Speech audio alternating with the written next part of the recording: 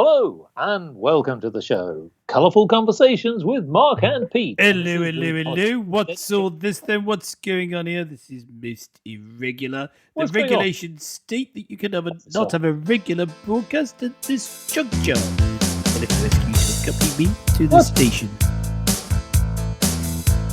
Regulation. Oh! Yes, hello. Colourful Conversations with Mark and Pete. Dedicated to religion, politics and business. And on this week's show, we ask ourselves, is regulation killing business?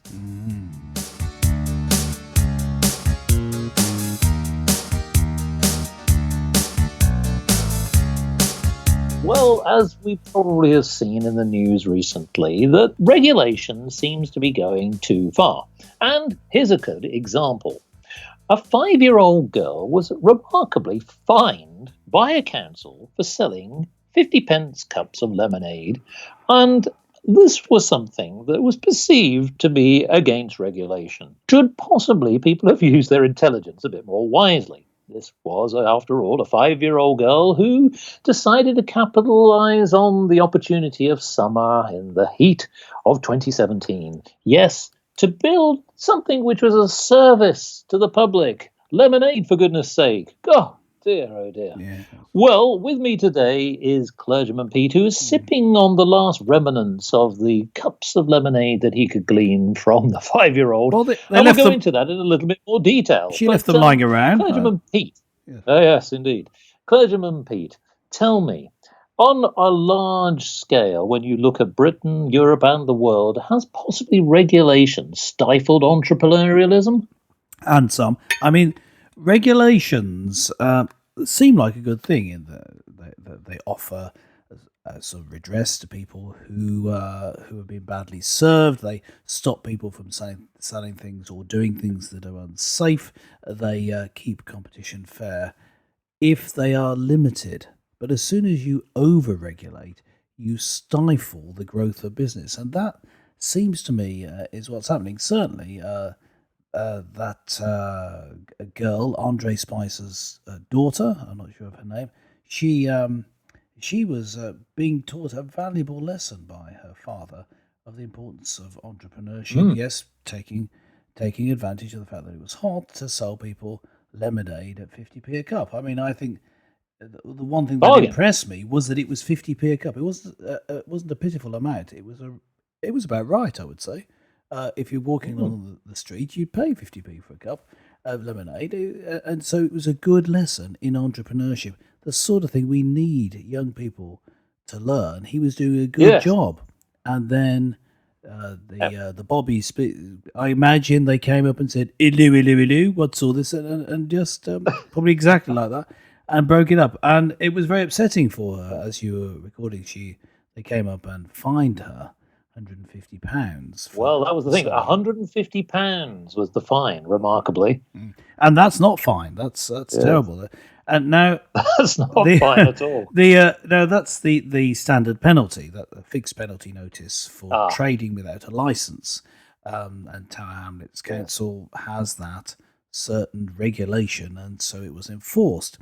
But it just isn't common sense to enforce this on a little girl who's just selling lemonade. Well, how much does it cost to have common sense? And do you even need a regulation and a license for that as well? Well, look, folks, listeners, we certainly have an issue here because we believe that possibly regulation has just gone too far. And when I sort of look at all of this in the wider scale of things, I also think, well, okay, a 5-year-old may be one example where perhaps the authorities were laying down the law a bit too heavily. But I also think, well, where we are today, it raises a wider issue. And I'm just going to sort of explain this in a simple poem, which is called Fragile Existence. Not animal. I am no longer a great, healthy creature, just a beleaguered, burnt-out beast, fatigued and forlorn in every feature. My thriving days have ceased. Not vegetable. Where once were great green shoots, I'm a vegetated state gone to seed, and with prospects rotten to the roots, the green grass of growth is weed, not mineral. Once I had a glowing heart of gold with an incredibly strong iron will, but today that is rusty and too old, and my metal's been through the mill. Non existent. My fragile existence is merely material, which is governed by a regulated autonomy. Everything about me is purely ethereal, because I'm the weak, the British economy.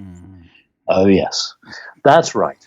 Because surely stifling all of the entrepreneurialism we want out of our youth, as well as everyone else. I mean, after all, it's the Mark and Pete show. We emphasize the importance of entrepreneurialism. Again, Businessman Mark echoes the fact that we need more entrepreneurs, particularly in Britain, and we're just not getting them.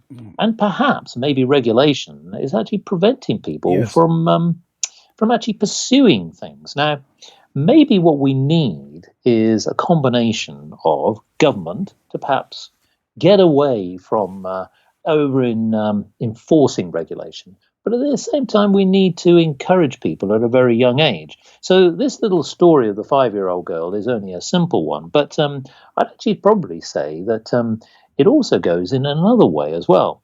Think of the student debt, for example, that we have here. So these are entrepreneurs, I say that in the loosest sense, who are training in their respective professions. But what happens? Well, they're going to come out with tens of thousands of pounds of debt before they've even actually managed to even a chance of getting into the business world. So there are many other ways in which we could probably say we're not really setting people up carefully enough. Yes. So, when setting up, Pete, what on earth do we need to do to stop regulation I'm going to speak and now, other forms stifling good business people? You know, I, in addition to being a clergyman, I have set up a couple of just small businesses, actually, in order to help my ministry. So, it's slightly usual, not a pure business venture. But in both of these cases, I set up small coffee shops, in fact. They were difficult to set up because of so many different regulations that you have to fit in with, each of which I'm sure is good in and of itself. If that was the only regulation, I'd be very pleased, but there are just so many of them. Now, over in the US, they have President Trump introducing the principle that in order to add a new regulation, you have to remove two, which was an interesting way of reducing the number of regulations. But it is recognised by the government over here, the British government. The business secretary, Sajid Javid, was talking about non-compete clauses.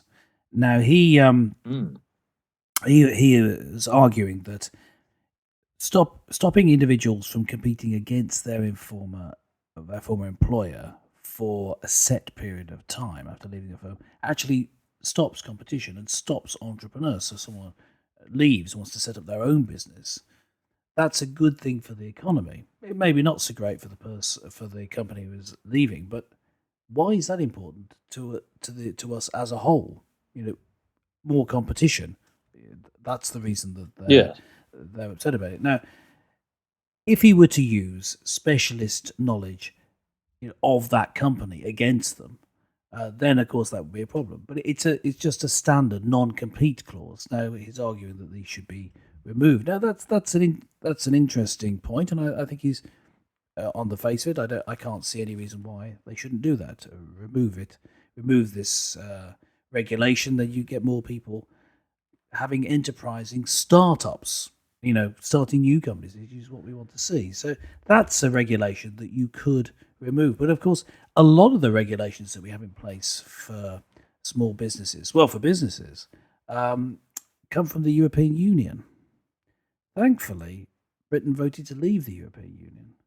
Unfortunately, there are people who seem to be working against leaving, and trying to keep a lot of the influence of the EU ways, which includes over-regulation to the umpteenth degree. So we'll see whether it is possible to remove them. But the British government certainly seems to be recognising, at least in principle, that companies are overregulated, especially when it comes to allowing people to start up a new company. So maybe we're moving in the right direction. Certainly, the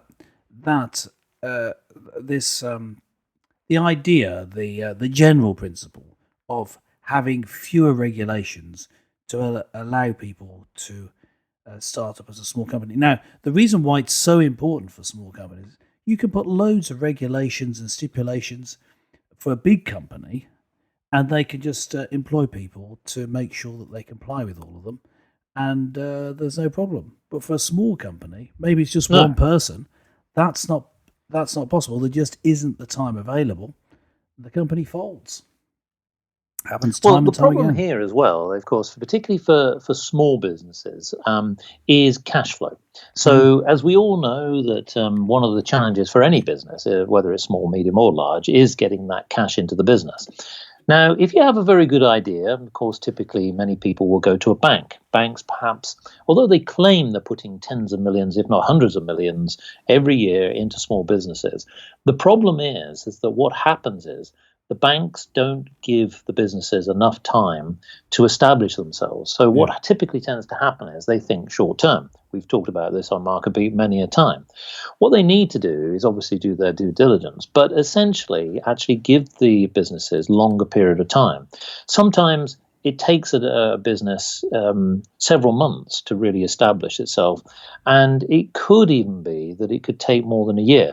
Now, I know that going to bank and asking for many thousands of pounds could seem a little bit of a strange ploy to actually go in there and expect to have lots of money. But if you've got a strong business plan and you can prove that you've already got a foothold into a market, and really what you're looking for is just to oil the wheels, basically. But I do believe that some investors, particularly like banks, pull the plug too quickly. Now, that's not necessarily in one particular sector, whether that's in manufacturing, technology, and possibly even some of the leisure industries, where people are trying to set up businesses on a small basis to grow the economy in their communities. The other thing is I do think that government should be doing more. I mean, I personally feel that what I think is lacking isn't just about the cash. I also think it's about the expertise. Now, this is where I think the government could possibly help a little bit more. So whilst we know that, yes, we've taken an extreme case of the 5-year-old doing some selling of lemonade, clearly there was a market opportunity.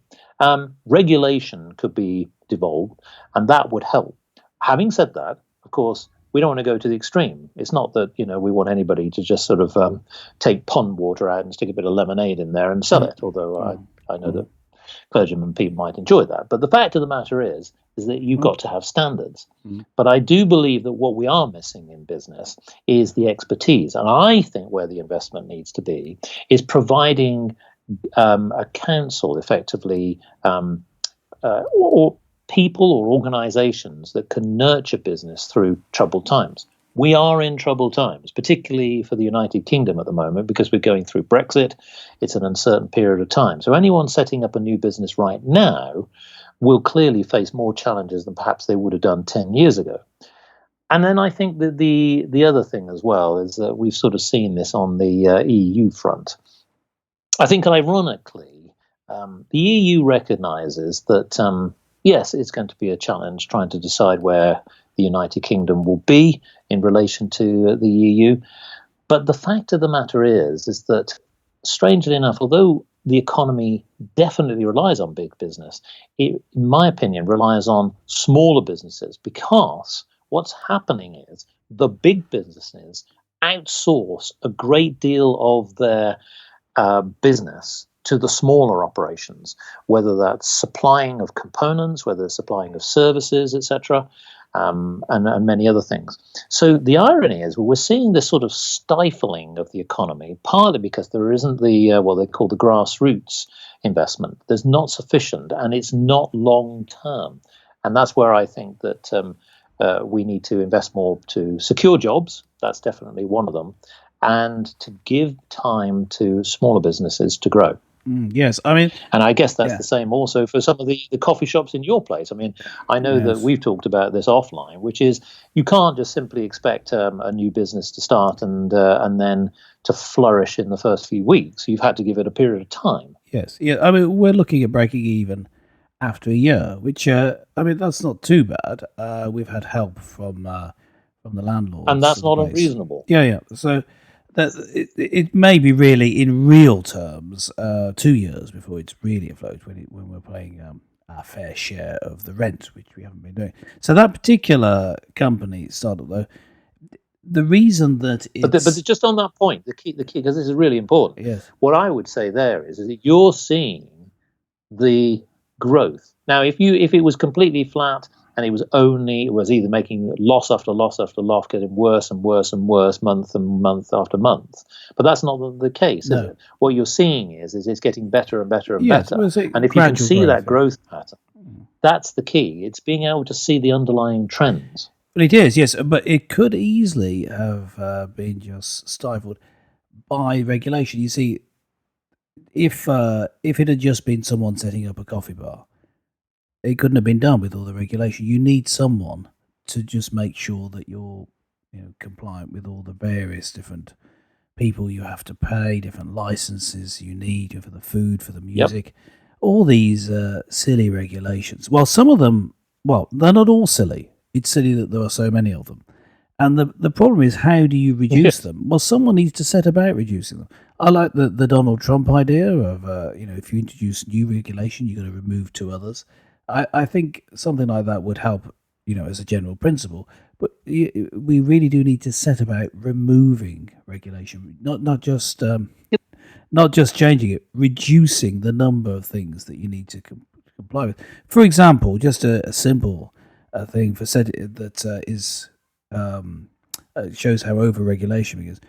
In order to play music in a coffee bar, you need to have 2 licenses, one for the words, one for the music. And now they speak to each other, these 2 organizations. But for goodness sake, 2? And it just doesn't make any sense. And actually, that whole system is not really transparent enough. The money goes into these organizations.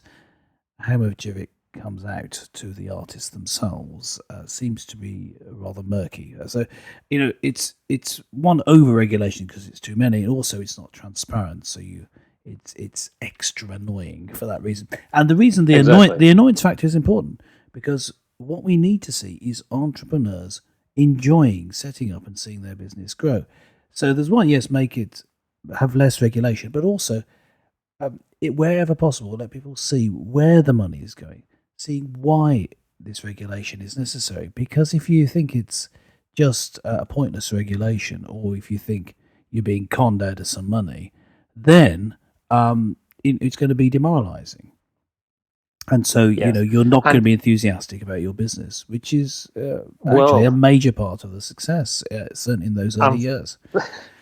I don't want to stifle anyone's enthusiasm here, but regulation is actually going to only increase. And I'll give you an example of one, which is a 4-letter word. I know we don't normally like to bring these up on these shows, but I'm going to mention it anyway. It's called GDPR, which is the General Data Protection Regulation. And for those who are in the know, you will realize that the EU will be implementing a new data protection regulation whereby anyone who is trading in the EU or with the EU has to meet regulation. And this actually comes into force in May 2018. Now, there's good behind this, and that is that, of course, we all know that we need to have better regulation on people's personal credentials, company credentials, how they manage that data and how they protect their customers' data, etc. And that's all very well. But what will happen is it will mean that every organization, but in most organizations, small, medium, and large, will have to now battle with more regulation. And so, of course, for particularly for those smaller companies who can't afford lawyers or are not set up possibly to be able to cope with all of this, because it also requires them to have investment in the right way, with the right infrastructure, the right systems, the right application security in place, so that all of their customers are protected. So regulation is only going to increase. Sorry to have to bring that onto the table. That's the problem. When you have a big bureaucracy like the EU, it just automatically increases. I mean, that's what they do. They make rules, and then when they've made rules, they make more rules. And then the rule is that they have to make Britain more has rules. said that it will comply. So irrespective of whether it's in Europe or out of Europe or any combination, that it's already been declared that the United Kingdom will actually follow the same regulation. But it has to anyway, because, even the United States of America, who of course clearly not in Europe, will have to comply with it in order to trade. Well, it may be. And the fines, this is the other thing, the fines will be very severe if people don't comply with it. Yes.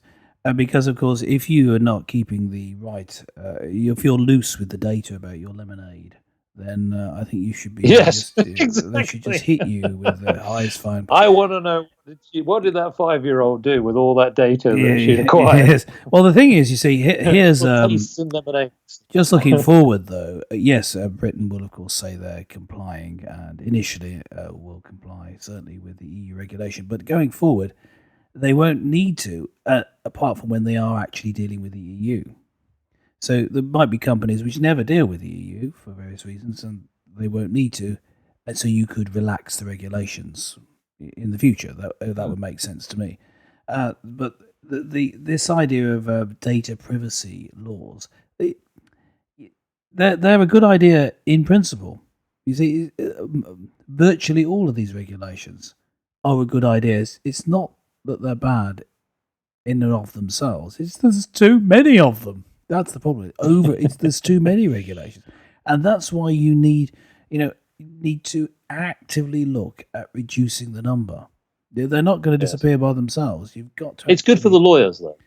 Yes, exactly. Yeah. So you need someone, a government that's going to reduce them. I mean, I would have thought once the EU has been left, you can then say, right, you've gone through the actual process. A lot of it may well be just simply translating what were EU laws into British law and that sort of thing. But that once that's been done, you can look at starting over. You can say, right, let's review all of this and go through reducing the regulation such that it's simpler to operate, simpler to administer, rather, and then it's less of a burden on entrepreneurs, because it just is so annoying. And the fact that it's so annoying means most people, many people in small business, simply ignore them. Say if you take a coffee shop, for example. Yes, you can do what we did and set up a community interest company and go through the standard procedure, or you could just start selling coffee, and you only stop when you get caught. And the thing is that people are pushed into that position because to do it the above the board way, it makes it difficult. So yes, coffee shops, maybe it's harder to be a secret coffee shop. Although that is done, there are other businesses which can easily fly under the radar. Painting and decorating, for example, you can run a whole business and not a word to the taxman or the regulatory authorities. It pushes, having too much regulation and of course too much tax pushes people under the radar because it's just too much, and all they're trying to do is make a living. So, I think reducing regulation would also have the effect of bringing more people in line with what regulation is left. Yes. Well, the one positive thing I will say is that apparently the young girl who has been not named, other than the father, we know that she will be Miss Spicer, we'll call her that, has actually been given job offers to set up lemonade stand. But of course, what they don't realise is that will break regulation because she's not old enough. Yes. So unfortunately, even on that score, it's a double whammy. But listeners, what do you think? I mean, do you think there's just too much red tape there? I mean, I can see clergyman Pete now sort of trying to sort of work his way out of all of this red tape. It's just sort of bound by it all now. And maybe we're just stifling that entrepreneurialism. What do you think, listeners? Let us know by giving us your opinions. Log on to www.markandpete.com and let us know. Follow us at Mark and Pete, and we'll give you more entrepreneurial conversations and colourful conversations in the future. Join us next time. Toodle pip. Lemonade? Ooh, lovely. Fizzy.